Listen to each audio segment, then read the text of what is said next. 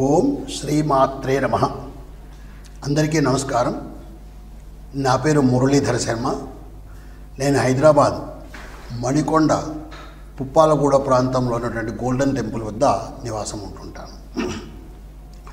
ఈరోజు మనము 2025వ సంవత్సరంలో, అంటే ఈ క్యాలెండర్ మనకి జనవరి 1వ తారీఖు వస్తుంది కదా, ఈ సందర్భంగా 2025వ సంవత్సరంలో గోచార రీత్యా ఏ రాశి వారికి ఎలాంటి ఫలితాలు ఉంటాయి అంటే జనవరి నుంచి డిసెంబర్ వరకు సుమారుగా ఈ టైంలో వచ్చేటువంటి ఈ కాలానికి ఎలాంటి ఫలితాలు ఉంటాయి అనేది జాతకరీత్యా గోచార రీత్యా చెప్పే ప్రయత్నం చేస్తాను.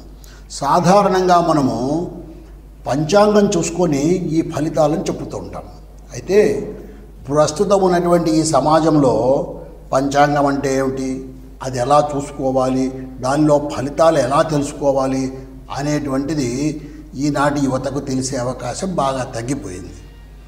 వాళ్ళు క్యాలెండర్ మీద ఆధారపడి ఉంటున్నారు. కాబట్టి ఆ క్యాలెండర్ ఆధారంగా అంటే ఈ జనవరి నుంచి డిసెంబర్ వరకు ఎలాంటి ఫలితాలు ఉంటాయో చెప్పే ప్రయత్నం చేస్తాను. మనం ఈ జనవరి 1వ తారీఖును, అంటే 1/1/2025 అనేటువంటి ఈ తారీఖును మనము మన హిందూ క్యాలెండర్ అంటే పంచాంగంతో సరిచూసినట్టయితే పుష్యమాసంలో పుష్యశుద్ధ విధియ నాడు బుధవారం నాడు ఈ 1వ తారీఖు వస్తుంది. అంటే పుష్యమాసంలో శుక్లపక్షంలో విధియ నాడు బుధవారం నాడు ఈ 1వ తారీఖు జనవరి 1వ తారీఖు వస్తుంది. ఆ రోజు ఉత్తరాషాఢ నక్షత్రం ఉంది. ఆ విధంగా ఆ తిథి నాడు వస్తుంది.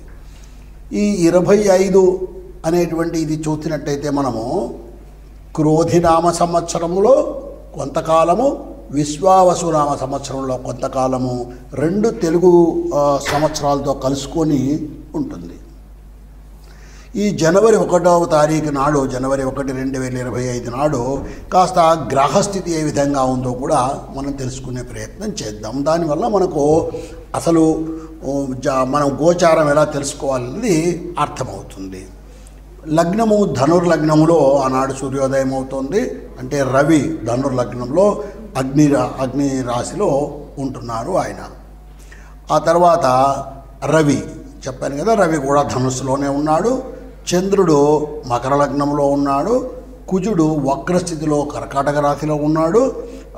బుధుడు వృశ్చిక రాశిలో, గురువు వృషభ రాశిలో, శుక్రుడు కుంభరాశిలో, శని కూడా కుంభరాశిలోనే స్వక్షేత్రంలో ఉన్నాడు. రాహువు మీనరాశిలో, అలాగే కేతువు కన్యారాశిలో ఉన్నాడు. ఈ విధంగా 2025 జనవరి 1 నాడు గ్రహస్థితి ఉంటుంది. సూర్యోదయం అవుతున్నటువంటిది ధనుర్లగ్నంలో అవుతుంది. ధనుర్లగ్నము శుభలగ్నము కాబట్టి 2025 సంవత్సరం కూడా శుభంగా ఉంటుందని ఆశిద్దాము.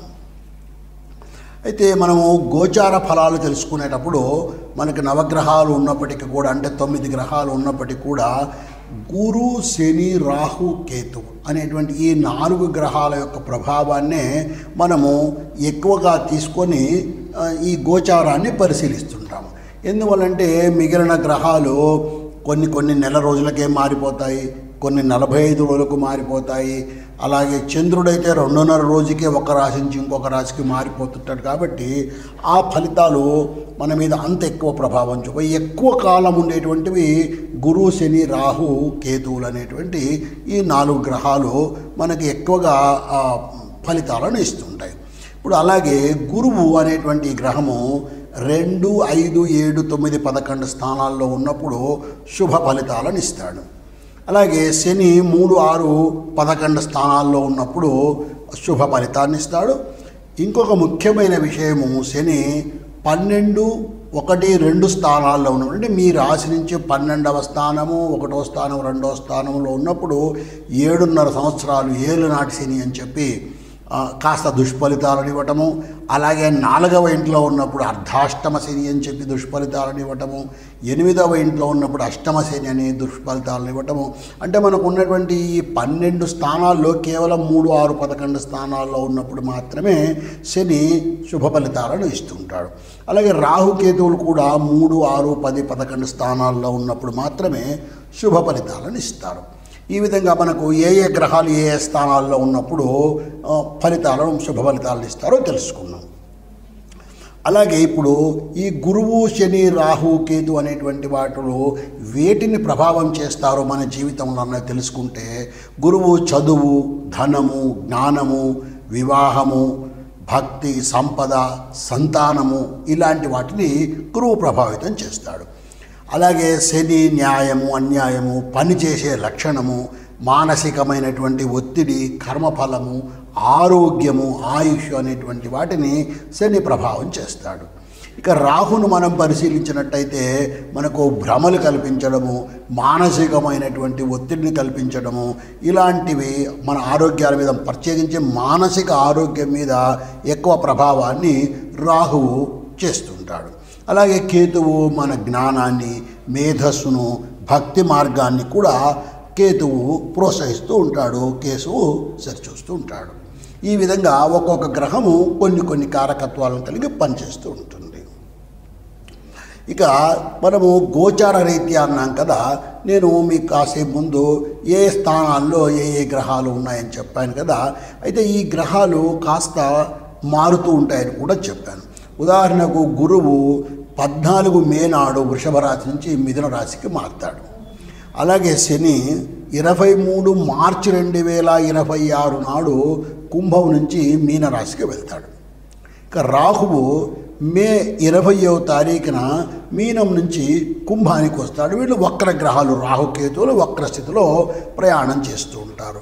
ఈ విధంగా రాహువు 20 మే నాడు మీనం నుంచి కుంభరాశికి వస్తాడు. ఇక కేతువు కూడా అదే 20 మే నాడు కన్యా రాశి నుంచి సింహరాశికి ఆ రోజు వక్ర స్థితిలో ప్రయాణం చేస్తాడు. ఈ విధంగా ఈ గ్రహాలు స్థిరంగా ఒకే రాశిలో శాశ్వతంగా ఉండవు. ఆ గ్రహాలకు చలనం ఉంటుంది.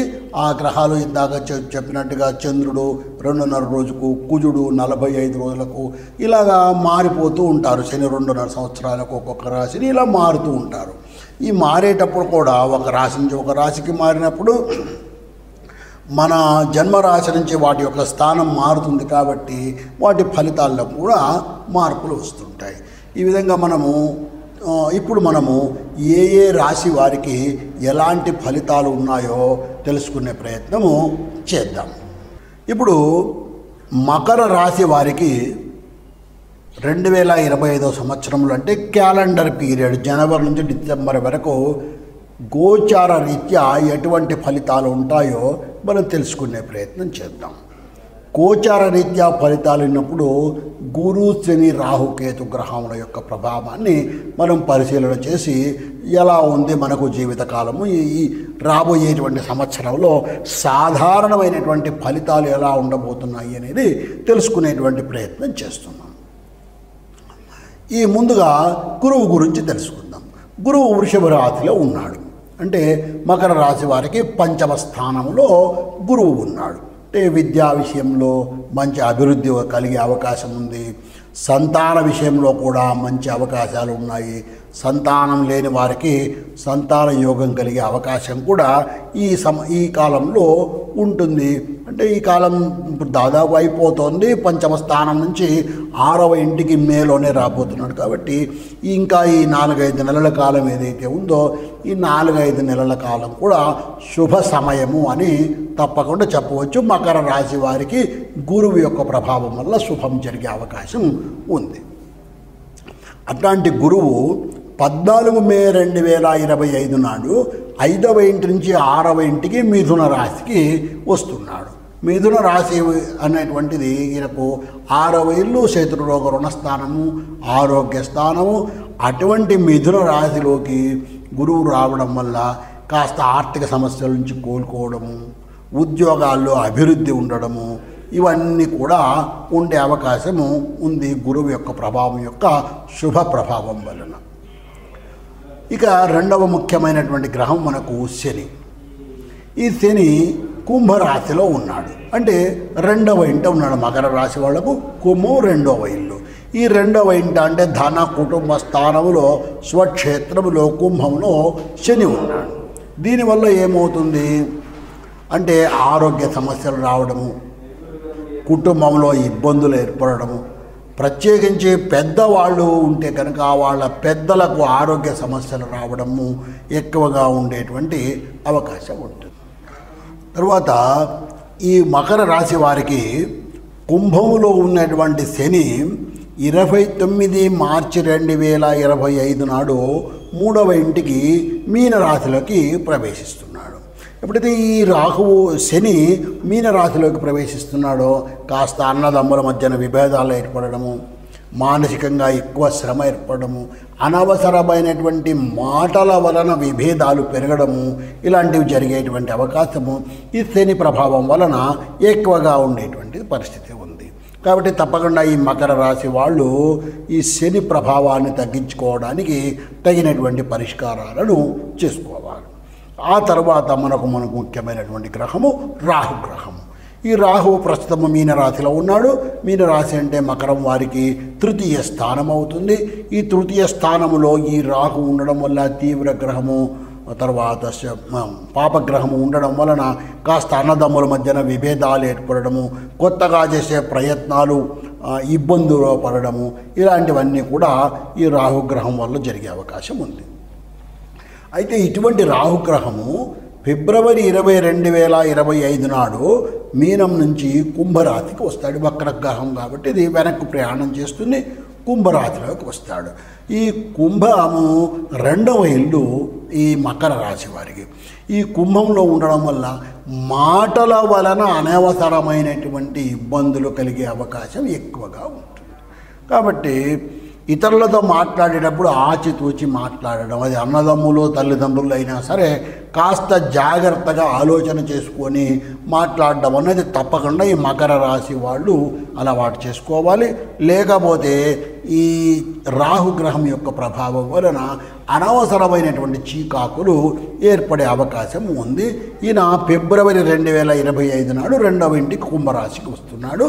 దానివల్ల ఇలాంటి ఫలితం ఉండే అవకాశం ఉంది. ఇక మరొక గ్రహము కేతు గ్రహం. కేతువు ప్రస్తుతం కన్యారాశిలో ఉన్నాడు, అంటే 9వ స్థానంలో ఉన్నాడు, భాగ్యస్థానంలో ఉన్నాడు. ఇక్కడ ఈయన ఏం చేస్తాడో మన యొక్క ఆధ్యాత్మికపరమైనటువంటి ఆలోచనలు పెంచుతాడు. దాని వలన మనకు ప్రయాణాలు పెరగడము, కొత్త ప్రాంతాలకు వెళ్ళడము, దేవాలయ దర్శనం జరగడము ఇలాంటివన్నీ కూడా జరిగేటువంటి అవకాశం ఉంటుంది కేతువు యొక్క ప్రభావం వలన. ఇట్లాంటి కేతువు ఫిబ్రవరి 2025 20వ తారీఖు నాడు సింహరాశిలోకి అంటే 8వ స్థానంలోకి వస్తున్నాడు. 8వ స్థానంలోకి ఎప్పుడైతే వస్తున్నాడో అది పాపస్థానం. ఆ పాపస్థానంలోకి ఈ కేతు గ్రహం ఎప్పుడైతే చేరుతున్నాడో లేనిపోని కన్ఫ్యూజన్స్ను క్రియేట్ చేయడం మొదలు పెడతాడు. ఆర్థిక విషయాల్లో చాలా జాగ్రత్తగా ఉండాలి, రహస్యంగా వ్యవహరించాలి. పెట్టుబడులు పెట్టేటప్పుడు కూడా కాస్త జాగ్రత్తగా నిర్ణయాలు తీసుకొని ఆలోచన చేసుకోవాలి. ఖర్చులు చేసేటివి ఏవైనా ఉన్నా కూడా ఒక వ్యయము అనేటువంటిది చేసేటప్పుడు ఒక ప్రణాళిక వేసుకొని ఒక ఆలోచన చేసుకొని దాని ప్రకారం చేసుకోవాలి. అలా చేయకపోయినట్టయితే ఈ మకర రాశి వాళ్ళు కాస్త ఇబ్బంది పడతారు. మొత్తం మీద మకర రాశిని మనం పరిశీలించినప్పుడు శని రాహుగ్రహాల ప్రభావము ఎక్కువగా ఉంటుంది. కాబట్టి ఈ శని రాహుగ్రహాలకు తగినటువంటి పరిష్కారాలు నేను చెప్పినట్టుగా శివార్చన చేయటము, శివ సహస్రనామాలు చదవడము, శివనామాన్ని జపం చేయటము, లేదా అమ్మవారి గుడిని దర్శించడము, అమ్మవారికి ప్రార్థన చేసుకోవడము ఇలాంటివి చేసే ప్రయత్నాలు చేసినట్టయితే కనుక తప్పకుండా ఈ మకర రాశి వాళ్ళు శుభ ఫలితాలను పొంది జీవితాలను సుఖమయం చేసుకుంటారని ఆశిస్తున్నాను. ఓం శ్రీమాత్రే నమః.